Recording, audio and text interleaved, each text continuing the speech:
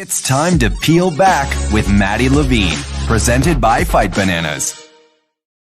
Happy Fight Week. We are back in action, and there's just this buzz in New England right now because UFC finally making the return to Boston for UFC 292, taking over TD Garden. And like I said, there's just been this buzz going on around town. Everybody's really excited. Thank you for tuning in to the Peel Back once again. I'm your host, Maddie Levine. As always, thank you so much for tuning in and sharing each and every week. We get to talk to some really cool people on this podcast, but this week we're just going to break down that fight card and have a very special guest. It's the leader behind all of this craziness, Mr. Dave Van Auken. Welcome to the show. What's up, Miss Maddie Levine? How are you? I feel great. I'm so honored to have Dave Van Auken on the show. You're kind of a leader 2-3 times off there, and I'm like, oh my goodness. It's like, I know that's like such a nice word. It is a really cool word, but like when you say, I'm like, dude, we're equals. We're all in this together. I appreciate that, but there is no Fight Bananas without Dave Van Auken. So I mean, you've been quite the busy man lately.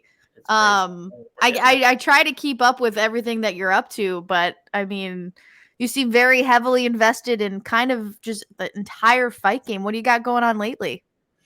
A lot. You're right, for sure. So there's just a lot going on.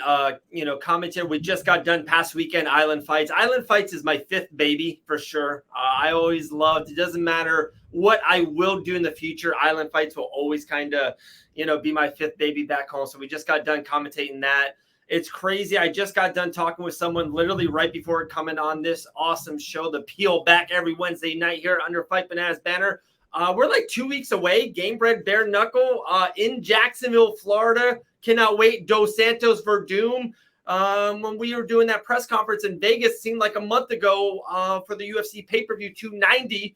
And it was around 3 weeks ago, a month ago. That show's coming around 2 weeks. So we are so damn excited. I will be doing like kind of the press conference the week of. I guess I'm going to be doing some hosting, some in-ring interviews. I'm so excited. That's going to be awesome. We're around 2 weeks away. But we're here for UFC 292. It's O'Malley, Sterling, so much on the card. Ian Gary, like he's like becoming a little Fight Bananas, connective tissue. Cheeto Vera, we have a lot of love and ties to him. It's awesome. It's stacked. I'm so excited to talk to you tonight. Yeah, this ended up being quite the card. My only downside, or I'm disappointed at the lack of Bostonians on the card. Okay. There's such a large New England presence in the UFC, and there's not much representation on the card. And that really, really shocked me, and I'm very, tuned into the local scene and the New England scene. And so many of the fighters were buzzing, they were just like, oh, hopefully I can get on the undercard or, stake my claim and that sort of thing. And I was just so shocked to not see a single Boston name. So, you got some heavy hitters. Rob Font just fought, and Calvin Kattar still recovering, but there's plenty of up and comers, so that's my only downfall. I wish we had a little more representation from, East Coast babies, but still, this is going to be such a fun card. Quite the stacked card as well. Let's, I think we should just start at the early prelims and maybe start with your must-watch fight for the early prelims, because if you are a true fan, you are watching beginning to end. So for you, my friend, what is the must-watch early prelim fight? So a shameless plug for sure. Two shameless plugs on this great question that you just had. One is we have a shirt that you can buy right now on millions.co. We have a shirt that says like prelims over power slap. So we are huge into the prelims here at Fight Banana. So you can go get that right now. And then with the second plug with that is you just had last week GM3 Gerald Mershart on the show. Yes. I was, between the, we can do the curtain a little bit. I was super sick last week. I had the C word. I did not feel good. That podcast, I laughed out loud 4 times. It made me feel better. So there you go. I always watch the peel back. But, of course, when I was not feeling good, made me watch it even more. So I'm all in. GM3, Andre Petrovsky, that's a really good fight. And I'm going to watch it. We just had GM3 on. I've always been a fan of GM3. He wants to fight 60 times. He wants to fight 70 times. So I'm going to root for GM3 Saturday night, early prelims. That's my pick. I mean, that's an easy pick right there. I'm excited to see the ladies get after it and kick off the card in extravagant fashion. But the storyline with Andre Petrosky and Gerald, like, it just makes sense, right? It's a must watch clash. Andre kept saying how he's the better wrestler. Meerschaert was like, that's kind of a weird flex. We're in MMA. Why do you care about that? But you're right. That podcast was really fun. So, fun. If you haven't subscribed yet, make sure you subscribe to the Peel Back anywhere you get your podcasts. You can also find it on the Fight Bananas YouTube channel, where Gerald gets pretty candid. He's incredibly funny when you get him going. So for that reason, call us biased, but that is also my must-watch fight for the early prelims. The prelims, also very exciting. Plenty of good fights on there. What's your pick for the prelims? Same thing. I think it's super easy. And I think, you can call us whatever you want. Like, this is so casual if you want. The man was the UFC middleweight champion. He's going to be a future Hall of Famer. He defeated Anderson Silva not once, but twice. He broke his leg live. I was there live in Jacksonville, Florida. It was one of the most horrific things I've ever seen live, or if you saw it or heard it, anything of that nature. He hasn't fought in over 700 days. Like, this is easy. Like, it's got to be Chris Weidman. And I talked about it on a previous podcast just yesterday. The UFC did not give him a young guy so that he can kind of be the mentor or bully him, or they didn't give him a guy on the way out that Weidman should do okay. They gave him a dog in Brad Tavares. They gave him a guy who's gonna bring the action, who's gonna try to knock his freaking head off. This is a great fight. This is gonna be a really good fight. But come on, this could be one of those amazing feel good stories. I think we all are hoping for the best for Chris Weidman's just health. If he can just get out of this fight healthy, if that makes sense, win, lose, or draw, I think is a plus. Even if the man loses a decision and he just kind of fights well, I think that's a win for all parties and taken. So it's all, to me, Chris Weidman, Brad Tavares. Yeah, I mean, this one's an easy peasy one. It's like the return of an absolute killer. I still can't bring myself to watch it. Oh, my earpiece is falling out, but I still cannot bring myself to watch it. Every time a highlight comes on or something like that, and I know it's about to happen. Live. You watched it live? I did, but any sort of replay, yeah, I can't. During live, I was blindsided. I wasn't prepared, But when it comes up, I'm like, I can't watch it. I can't do it. I can't deal with that shit. So, but I'm really excited to see what he comes to bring to the table. And I'm kind of shocked, like you said, way to just throw this dude to the fire. They're just okay, you're ready to come back. Well, let's see if you're ready to come back. And we're going to give you one of the, craziest dudes that love to bang. Tavares' takedown defense, probably his greatest weapon. But he's just really good at breaking down opponents in general. And I think this is going to be a really fun fight to watch, especially because Tavares likes to throw leg kicks. So that's a little, please don't throw it. Please don't. But it's going to be good. It's so funny you said that, Maddie. If I can, and you fought. So I kind of want to ask you this too. I literally asked Jillian Robertson the same question. As a fighter who has fought, if you had an injury and if you hurt your arm in a jab, or if you had a hurt collarbone, or if you hurt your leg in a kick, would you have to throw it? Would you have to test your mentality? Would you have to use it to okay, I got to get over it? Or 1,000%. I mean, it's one of those things where that definitely has to happen during training. You can't be testing it during the fight. That's just not a good idea at all. But that's where, PT comes into play. That's where good, preparation comes into play. Yeah. Somebody like Chris Weidman, if he's a smart man, he took his time during PT, he took his time during recovery, and he has tested that area time and time again. To test it in the ring is just so silly, and you'd be passive, right? So the worst thing you could possibly do is show up to a fight passive, worrying that you're going to hurt it. So, yeah, I mean, definitely you gotta make sure that you're cool with it, and just send it, full send, you know? So hopefully his recovery went well, and we'll see a good side of him. But Tavares is certainly going to bring it. It's going to be a great setup to a really fun main card for UFC 292. TD Garden. Have you ever been to the Garden?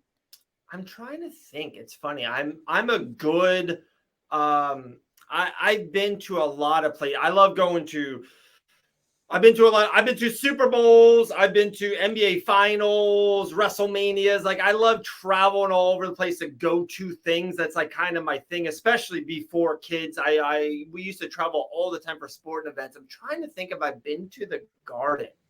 Wow. I don't know, Maddie. You maybe stumped me on this one. I'm trying to think if I've been to a Celtic game.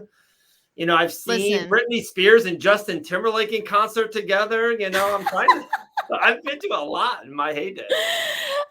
Listen, it's a must-see venue. Like, obviously, it might be a little late for the UFC card, but it is a must-go venue.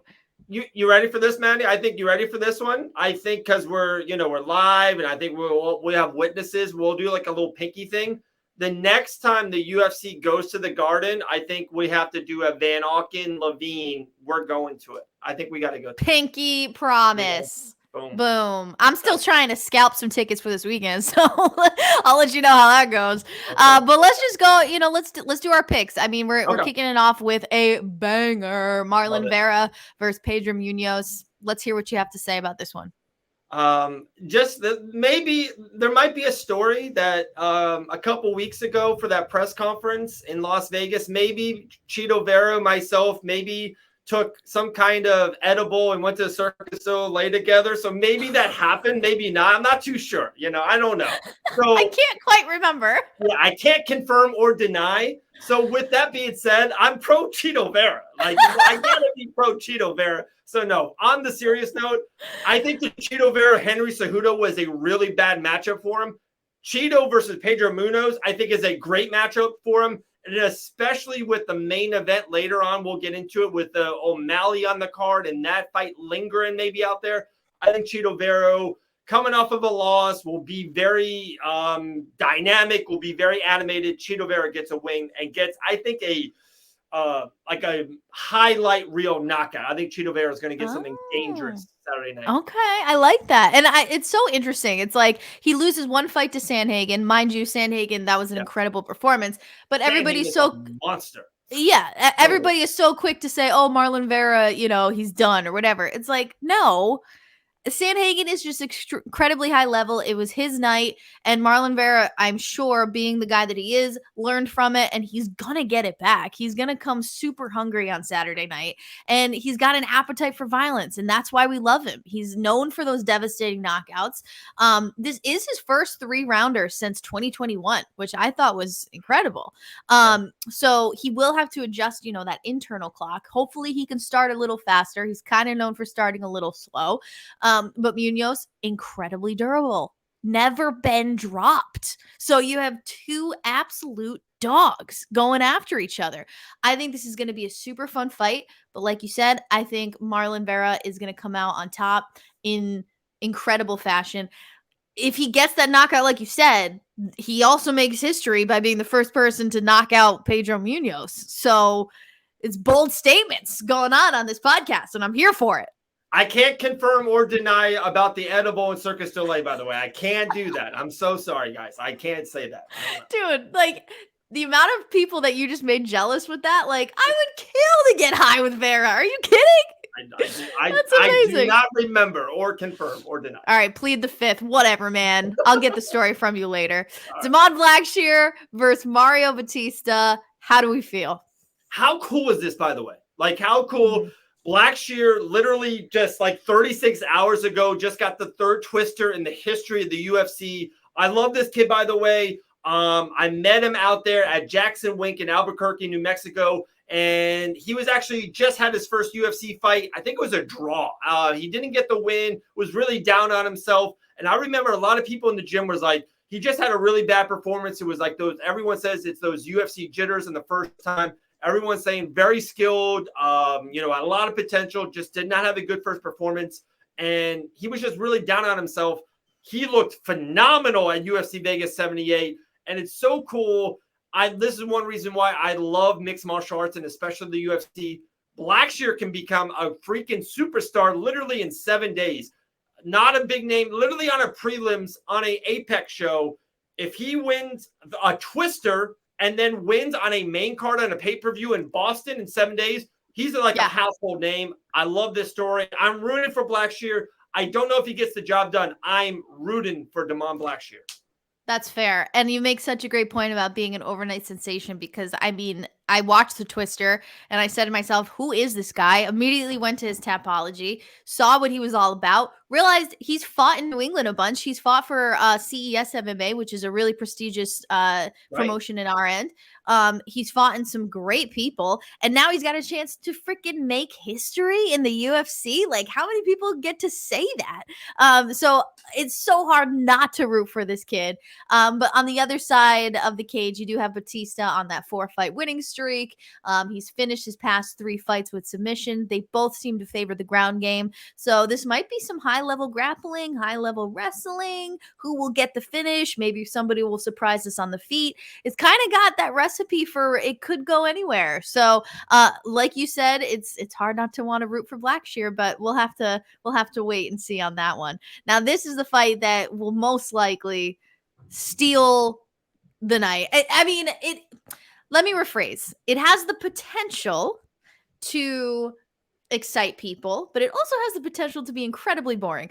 Neil Magny versus Ian Machado Gary. How do we feel? He's already a star, and I think this is the night of superstardom, and we're going to talk about that a little bit later in the main event potential. Ian Gary, Boston, the Ireland ties. I hate to say this, and I don't want to be so one-sided or hyperbolic. I think knife, hot butter. I just think this is going to be, I think he's going right through Neil Magny. He's been primed and ready for this fight. And it's so funny, like how like ironic or how amazing. He called for Neil Magny 5 months ago. Like how, whirly, like he put this in the universe. Like he put it out there. Like he made this fight happen. And yes. I think Neil Magny has been working. He's a professional. He's always been working. I bet you he's going to look good.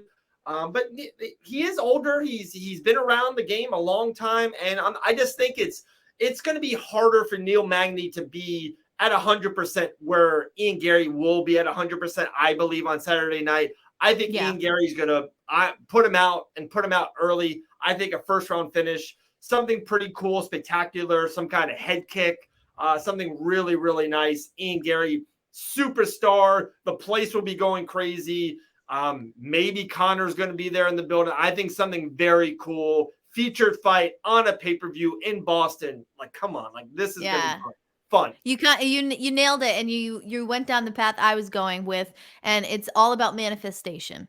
Yeah. And Ian Machado Gary is incredibly confident in himself, almost to the point of annoyingly confident. Like, this man truly believes in himself, and that is such a powerful thing. And he has figured out a way to not only just trust himself and believe in himself, but manifest things that he wants in life. He manifested this fight. He knew it was coming. He's been mentally preparing for this fight, maybe on the back burner. Now it's in the front, and it's just going to be an incredible performance on his end. But we got to admit that Neil Magny is one of those guys that knows how to win, whether it's boring or not. I mean, he's good everywhere, not necessarily a specialist, I would say, but he knows how to get the win. And, it can be kind of boring as a fan. But if he's able to keep Machado Gary on the cage and just like wear him down, like he could get that win. But that being said, I do have Ian Machado Gary by a knee. I see a knee. Ooh, because I think Neil Magny, if he's smart, he's going to want to wrestle. He's going to want to keep him up against the cage. And I think Ian Machado Gary, with his really great fight IQ, is going to time maybe a skip knee or timing a beautiful back knee. And that's my guess. So Ian, if you're watching this, prove me right. Thank you. Love you. Okay. So Cole Main, Oh, go ahead. If I can just real quick and just kind of, and I just real 30 seconds, 45 seconds, if you want to add something to it afterwards. You just mentioned about Ian Gary, and you might see him in 36, 48 hours. We'll talk about that later, blah, blah, blah, blah, blah. You talked about the ego or the confidence and maybe annoyingness. And it's just like, I just want to throw this out there. And like, and I get it. If the other side, if people think that's annoying, and that's fine. And if that's the take, or if that's how you feel, I'm not going to talk you out of it. And if that's how you feel, run with it. And will never be like, hey, you should feel this way. Cool. But just think about a little bit of how hard everyday life is for kind of normal-y people. If you're a teacher or a bank accountant, or if you work at Target or Lowe's or whatever the case may be is. And then I'm not saying a mixed martial artist life is harder or a fighter's life is harder, but like their life is such a grind, and the travel and the belief that he needs to believe in himself to be like, hey, I'm going to be world champion in what I'm doing, and how young he is. And what you and we record a podcast every week, and we write a column, or we talk with people every day, and we work daily, weekly.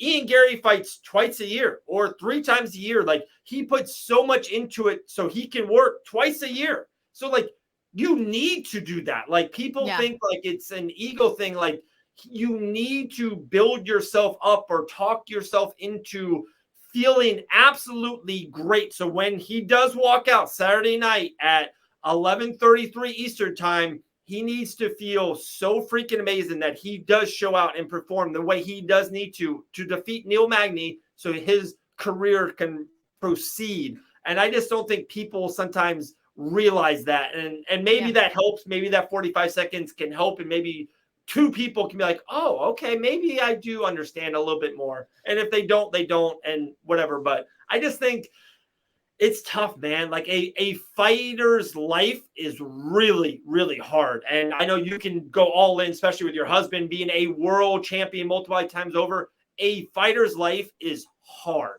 It is. Mm-hmm. And it is hard. And a lot of fighters find their confidence in different ways. Some find it quietly. My husband is one of those people. He has that quiet confidence about him. Whereas Ian, he's not so quiet about it. And that's okay. And a lot of people that find it annoying, maybe you find Sean O'Malley annoying. Maybe you find Conor McGregor annoying. And I'm talking like, 2016, 2017 Conor McGregor. Maybe you found him annoying, but they've backed that shit up, and they continue to back it up. And it's because they believe in themselves that they are so successful. So the people that are annoyed by it, well, maybe you got to look in the mirror and figure out why you're annoyed by it, But co-main, haven't heard much chatter about this, but I think it's going to be fun. Weili Zhang versus Amanda Lemos. What do we think? Okay, so I went super long with Ian Gary, so Weili's going to win by absolute domination. Next. That's very fair. I mean, Lemos is a great striker, but Weili, she's around the likes of Henry Cejudo. Her wrestling is like taking off, and she's just so well-rounded. Honestly, in my opinion, she's the scariest fighter on that roster, like in that division. So fucking terrifying. I think I'm more intrigued about what's next with Weili and Tatiana Suarez. Like, that's the fight I'm really like, oh, I can't wait for. Yeah, I just don't think Lemos is quite there yet. I think she has incredible talent. I just don't see it for her. So I have to go with Weili, keeping her belt and just keeping it for her. Aljamain Sterling versus Sean O'Malley, main event. So much chit chat, so much nonsense. They finally get to clash on Saturday night, put it to bed. What are we thinking? Okay. All right. So I got like. Okay. Yeah, there's like, there's like a good side, a good angel and a bad angel. So the bad angel side of it. So as a co-owner of Fight Bananas, there's a business side of what we do, right? There's with sponsors and numbers and downloads and stuff. And you ready for this? If Sugar Sean O'Malley knocks out Aljamain Sterling 3 minutes into this fight, that would be good for Fight Bananas. That would be good for business. I think Sugar Sean O'Malley could be a Conor McGregor type, a Ronda Rousey type. I think Sugar Sean O'Malley has people in Nebraska can gravitate and watch Sugar Sean O'Malley on Fox. Like, I think he could be that type of superstar. So there's a part of me that's rooting for Sean O'Malley for business. And if people like don't like that I'm sorry. That's if you're an oil digger, you're rooting to find oil. If you're a school teacher, you want your kids to get good grades. There's a part of me that's rooting for Sugar Sean O'Malley to knock out Aljamain Sterling because that's good for business for Fight Finesse. With that being said, that's the other side. That's the bad side, I guess. The other side is I am rooting for Aljamain Sterling. I think Aljamain Sterling is the better mixed martial artist. I think Sean O'Malley's kryptonite, his hole in his game, is what Aljamain Sterling's pro is, what he's great at. I think the grappling is just going to be way too much for O'Malley. And if you just look at their lineups, you just look at their last 3, 4, 5, 7 fights, it's apples and oranges. It's really insane. Just to even look at the Peter Yan fight. It was a razor sharp split decision. Oh, did O'Malley win or did Yan win? And look at Aljo's to Yan. And just, Aljo defeated Henry Cejudo, Corey Sandhagen, TJ Dillashaw. The list goes on and on and on. So I think Aljo's going to get the job done. I don't dislike it too. I think Aljo will move up to featherweight. I think that's pretty cool too. Him versus Volkanovski. I think that's like one of those things on a fight poster 8 months from now. Like, wow, like that's really cool. No one's talking about it right now. And I think that's going to happen. I really do, with Aljo winning. But, for business, it would be cool if Sean O'Malley knocks him out. We in MMA and in Fight Finesse, we have a new superstar. I mean, this fight is textbook striker versus grappler storyline. And I think that's exactly how it's going to play out. And going on to what you said, it's good for business. Not only is it good for business, it would be good for the division for Sean O'Malley to win, I think. I think it makes much more exciting fights. Aljamain, super talented, kind of boring. He doesn't take much time, like we were talking about with how Ian Machado Gary gets loud and boisterous and I am the best. Sean O'Malley, super boisterous and like nobody can touch me. Aljamain just, he is who he is, and he gets the victories in amazing fashion. He's the human backpack. We all know that.